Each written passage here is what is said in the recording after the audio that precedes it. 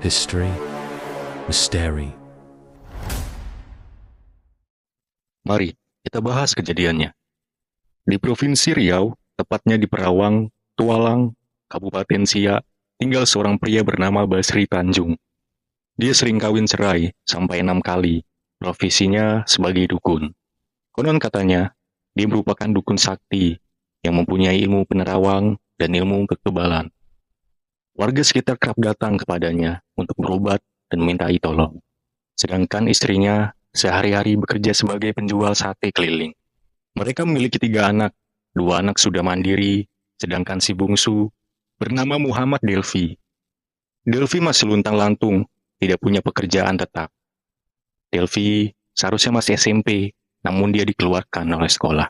Tampaknya dia sudah jadi anak yang bermasalah, tubuhnya yang pendek dan berwajah murung, sampai-sampai warga mengenalnya sebagai pemuda pendiam, tertutup, dan jarang bergaul. Meski demikian, dia ramah pada anak-anak. Delvi kagum pada sang ayah Basri Tanjung sebagai dukun. Pria itu disegani warga sekitar.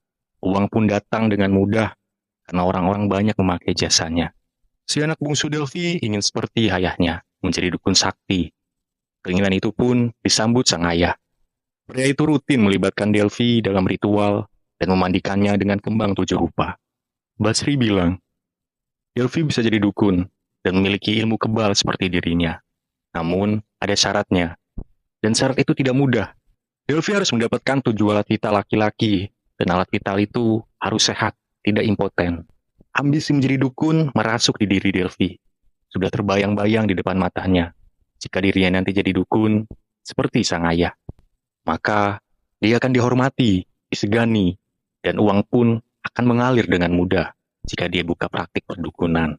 Sebagai pemuda yang dikeluarkan dari sekolah, Delvi tidak bisa berharap banyak mendapatkan pekerjaan layak. Menjadi dukun adalah pilihan terbaik. Pada 2010, ibu Delvi meninggal. Ayahnya Basri kemudian memutuskan kembali ke kampung halamannya di Bengkalis. Sementara itu, Delvi memilih ikut kakak pertamanya yang tinggal di Rokan Hilir, Riau. Di sanalah Delvi membantu sang kakak berjualan sate keliling. Namun, keinginannya jadi dukun tidak pernah padam, malah semakin menggebu.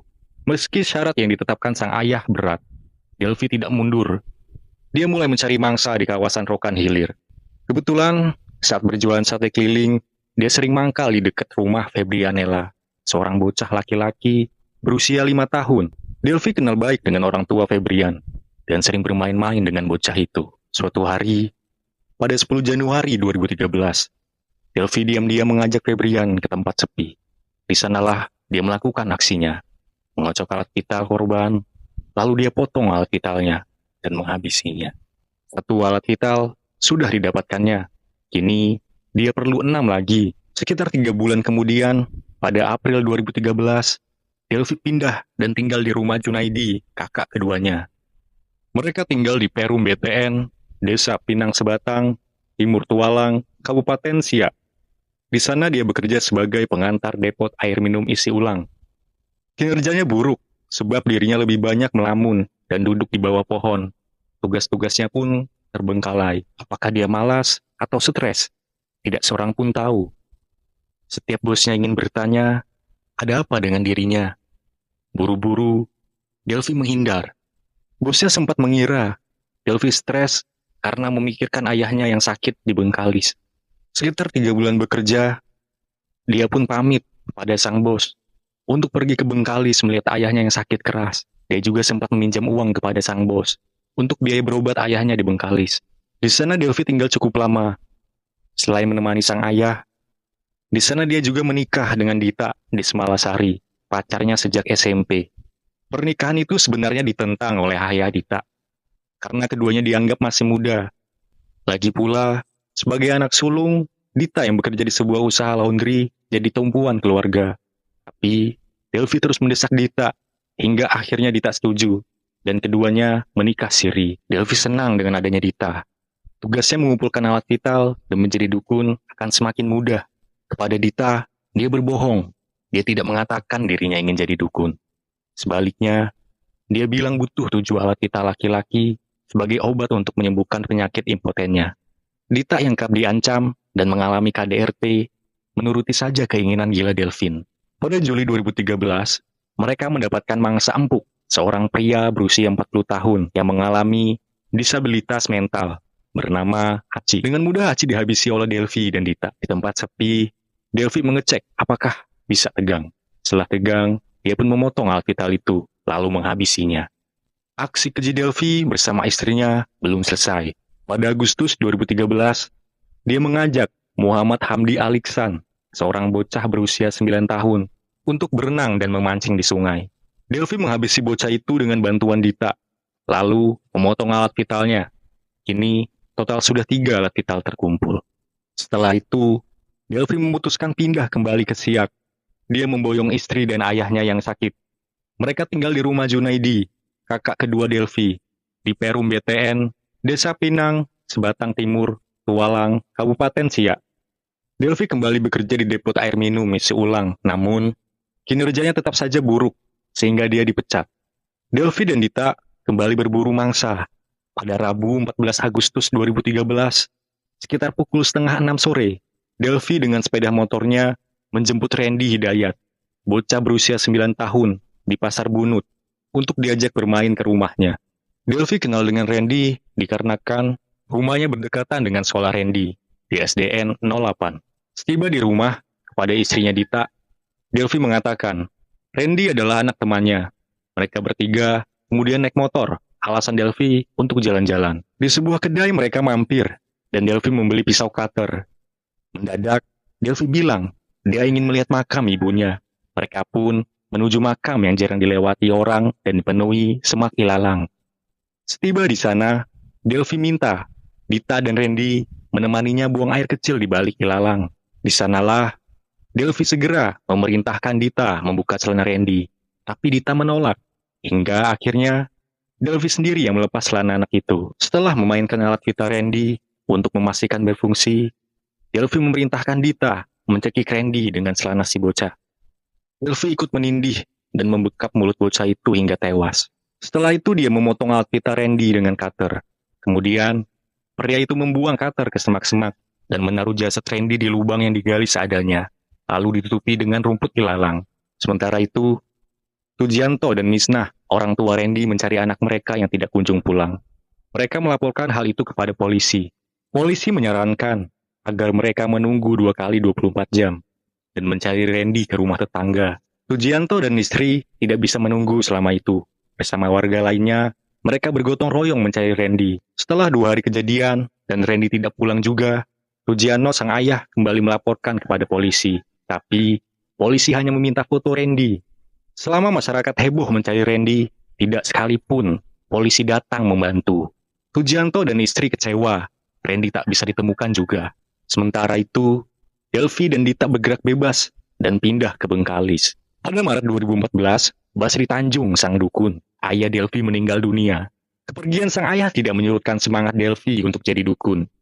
Dia kembali mencari mangsa di Bengkalis untuk memenuhi syarat jadi dukun yang punya ilmu kebal yang sakti. Pada 16 Maret 2014, Delvi dan Dita kembali membunuh seorang bocah bernama Muhammad Akbar, berusia 9 tahun. Kini, sudah 5 alat vital yang terkumpul. Tak lama kemudian, pernikahan Delvi dan Dita yang masih sumur jagung harus bubar. Sejak awal pernikahan, memang bermasalah, sebab Delvi sering mengancam dan melakukan KDRT kepada Dita. Dita kemudian kembali ke rumah orang tuanya di Tualang, Siak. Delvi juga kembali ke Siak. Niatnya untuk memenuhi syarat jadi dukun semakin menggebu. 5 sudah terkumpul, masih kurang 2 lagi. Namun, dia perlu bantuan dalam melakukan aksinya, sedangkan Dita sudah tidak bersamanya lagi. Pada Minggu, 29 Juni 2014, sekitar pukul 5:30 sore, di desanya yaitu Pinang, Sebatang Timur, Tualang, Siak, Delvi menawarkan kerjasama pada temannya, yaitu Supian alias Pian. Ada laki-laki yang minta dicarikan alat vital yang tidak impoten. Orang itu berani bayar 500.000. Begitu katanya pada Pian. Tidak perlu waktu lama, Pian yang butuh uang segera mengiyakan. Keesokan harinya, Senin 30 Juni 2014, Delvi dan Pian memulai pemburuan. Mereka mendatangi sungai tempat penggalian tanah. Di sana, mereka melihat anak-anak sedang mandi. Delvi meneliti anak-anak itu dan memutuskan Mangsa selanjutnya adalah Marjeva, yang berusia 8 tahun. Menurut Delphi, alat vitalnya paling besar dibanding anak-anak lainnya. Delphi lalu membujuk Marjeva ikut dengannya membeli kerupuk. Dengan sepeda motor, Delphi, Marjeva, dan Pian berboncengan. Seperti aksi sebelumnya, mereka mampir ke kedai, membeli cutter, lalu ketiganya menuju hutan dan berhenti di sana. Delphi menyuruh Marjevan membuka celana, lalu dia memainkan alat vital sang anak. Setelah memastikan alat vital itu berfungsi baik, dia pun memberi aba-aba kepada Pian untuk mencekik sang anak. Marjevan pun tewas, dan Delphi segera memotong alat vitalnya dengan cutter. Jasad Marjevan kemudian ditutupi dengan daun-daun, dan mereka tinggalkan begitu saja di hutan. Masih dibutuhkan satu korban lagi. Pada Jumat, 18 Juli 2014, sekitar pukul 12 siang, sang monster, Delphi, dan Pian kembali berburu di kawasan Bunut. Mereka melihat 3 anak laki-laki, yaitu Fema Maideva, Daud, dan Mawa. Delphi bertanya pada Pian, bagaimana kalau kita habisi mereka? Pian setuju, sebab dia butuh uang. Delphi tidak punya uang, padahal dia harus segera membayar Pian. Pria itu mengatakan kepada Pian, nanti mereka akan menjual daging anak-anak itu ke kedai untuk mendapatkan uang. Keduanya lalu mengajak ketiga anak itu memancing ke Sungai Naga yang banyak ikannya. Tapi karena mereka tidak bisa semuanya naik sepeda motor, Daud ditinggal. Delphi dan Pian hanya membawa Fema dan Mawa. Di sana mereka memancing, tapi tidak mendapatkan ikan, hingga pindah ke Sungai Kencong. Delphi memutuskan untuk menjalankan rencananya. Dia butuh parang dan bantuan satu orang lagi. Dia lalu menyuruh Pian mengajak Diki Pranata, seorang siswa SMA, kenalan mereka. Pian pun pergi seorang diri dengan sepeda motor ke rumah Diki dan mengajaknya memancing ke sungai.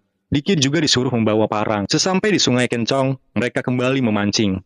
Tak lama kemudian, Delphi menyuruh Diki menjaga Mawa, sebab dia, Pian, dan Fema akan ke kedai membeli kue. Diki, yang tidak tahu menahu rencana mengerikan Delphi, menuruti saja. Dia bahkan memberikan parangnya untuk dibawa Pian. Sesampai di kedai, Delphi bukannya membeli kue, tapi malah membeli kantong plastik dan pisau cutter. Selanjutnya, Delphi dan Pian membawa sang bocah ke hutan.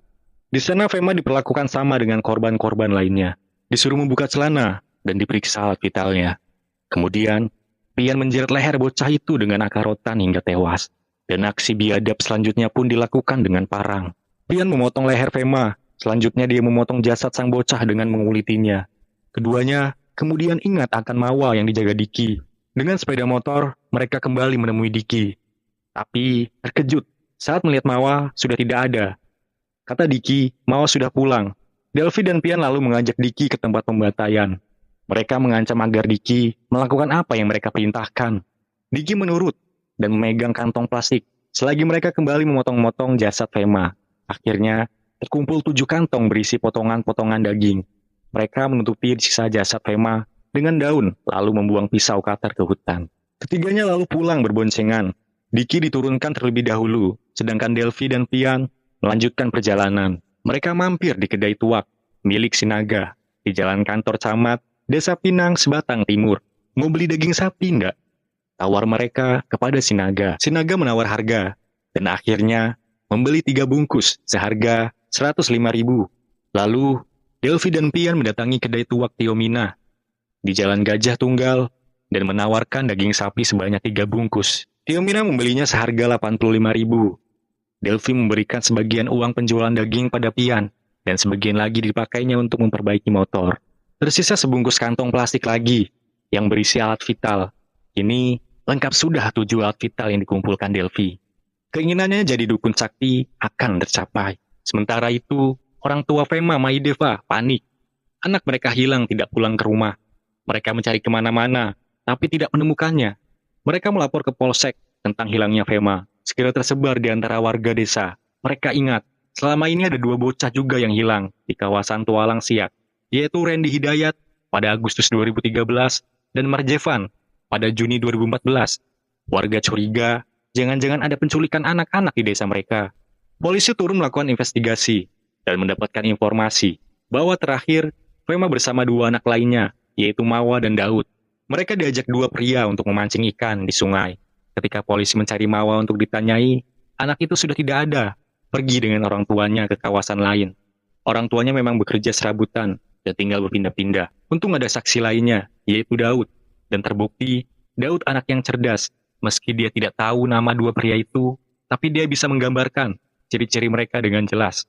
Polisi pun mendapatkan ciri-cirinya. Kedua pria itu adalah Muhammad Delfi dan Supian. Polisi lalu memburu keduanya, dan mereka berhasil ditangkap pada 22 Juli 2014. Keduanya tidak bisa berkelit. Dari mulut Delfi, meluncur pengakuan keterlibatan pihak lainnya, yaitu sang mantan istri, Dita Desmalasari, dan seorang teman, Diki Pranata. Delfi membeberkan aksinya secara rinci. Dia telah membunuh total 7 orang, yang terdiri dari 6 anak-anak dan 1 orang dewasa. Lokasi aksinya meliputi 3 kabupaten di Riau, yaitu Kabupaten Siak, Rokan Hilir, dan Bengkalis. Pada polisi, Delfi menunjukkan lokasi korban-korbannya yang telah tinggal tulang belulang. Keempat pelaku yaitu Delfi, Supian, Dita, dan Diki diseret ke pengadilan. Sidang Diki Pranata digelar terlebih dahulu pada awal September 2014 di Pengadilan Negeri Siak. Diki berusia 16 tahun di bawah umur. Remaja itu didakwa telah membantu pembunuhan berencana. Hakim menjatuhkan vonis 10 tahun penjara. Namun, dalam proses selanjutnya, Diki bebas di tingkat banding. Sedangkan ketiga terdakwa lainnya, yaitu Muhammad Delfi, Supian, dan Dita, dijatuhi vonis pada 12 Februari 2015. Saat itu, ruangan sidang penuh, sesak oleh wartawan, keluarga korban, dan masyarakat umum. Kasus sadis itu menarik perhatian banyak pihak. Delfi, Supian, dan Dita dikenakan pasal berlapis, termasuk pembunuhan berencana. Jaksa penuntut umum menuntut vonis hukuman mati bagi Delfi dan Supian, dan hukuman penjara seumur hidup bagi Dita. Otak pelaku pembunuhan berantai dan mutilasi adalah Delfi, dengan total 7 korban, yaitu 6 anak-anak dan 1 orang dewasa. Di persidangan, Delfi dan mantan istrinya Dita tampak lebih santai dibandingkan Supian. Saat menguraikan fakta-fakta di persidangan sebelumnya, Hakim Surtaria Neva menangis.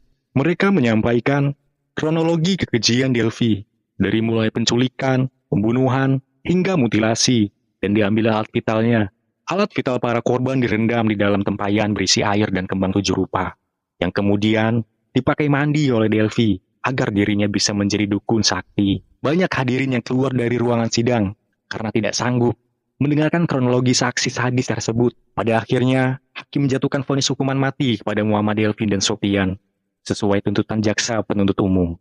Sedangkan vonis pada Dita Desmalasari lebih berat. Jaksa penuntut umum menuntut hukuman penjara seumur hidup. Namun, hakim memutuskan vonis hukuman mati bagi Dita sama dengan Delfi dan Tian. Ada artikel yang memuat tentang pengalaman Theomina, pemilik kedai tuak yang membeli daging dari Delfi. Ketika Delfi mengatakan daging itu adalah daging sapi, dia tidak curiga. Daging itu padat, tanpa darah. Saat direbus, cepat empuk. Theomina kemudian merendang daging itu dan menghidangkannya ke seluruh anggota keluarga, termasuk cucu. Setelah kemudian dia mengetahui asal-usul daging itu, Theomina bukan main terkejut dan merinding karena sekeluarga telah memakan rendang manusia. Rawati, istri Sienaga pemilik kedai tuak yang juga membeli 3 kantong daging dari Delfi, mengisahkan pengalamannya.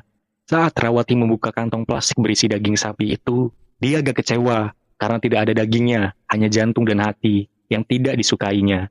Jeroan itu lalu dipotong-potong Rayati dan dimasak rendang. Dia menghidangkannya dan disantap habis oleh suami dan teman suaminya. Ketika kasus Delfi terbongkar, barulah Rawati tahu dari polisi. Daging yang dibelinya dari Delfi bukan daging sapi, melainkan daging manusia. Rawati syok ketika dia sampaikan hal itu kepada suami. Sang suami maki-maki dirinya dan muntah-muntah. Sekian, terima kasih.